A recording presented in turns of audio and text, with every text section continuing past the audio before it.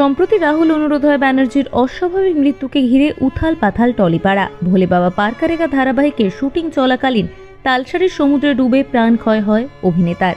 এরপর থেকে রাহুলের মৃত্যুর আসল কারণ খুঁজে বার করার তদন্তের দাবিতে একজোট হয়েছেন রাহুলের পরিবার সহ গোটা টলিপাড়া এবং সেই থেকেই শুরু হয়েছে নানান বিবাদ। সম্প্রতি সিদ্ধান্ত নেওয়া হয়েছিল যে ম্যাজিক মোমেন্টসের দ্বারা পরিচালিত সমস্ত কাজ বয়কট করা হবে। তারপর থেকেই শোনা যাচ্ছিল ভোলে বাবা পারকারেগার সাথে সাথে চিরসখা এবং কোণে দেখা আলো বন্ধ হওয়ার গুঞ্জন।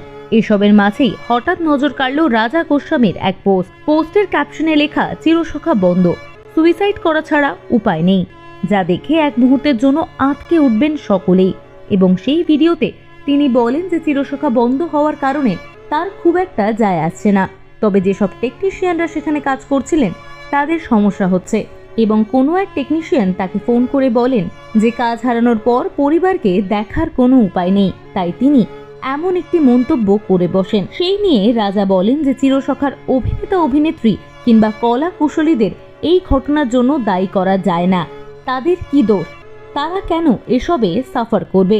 জানিয়ে আবার তোলপাড় সোশ্যাল মিডিয়া। অনেকের দাবি যে সব ধারাবাহিকই একটা সময় পর বন্ধ হয় এবং ইন্ডাস্ট্রির প্রত্যেকটি মানুষকেই নতুন কাজের সন্ধান করতে হয়, তাহলে এমন মন্তব্য কেন?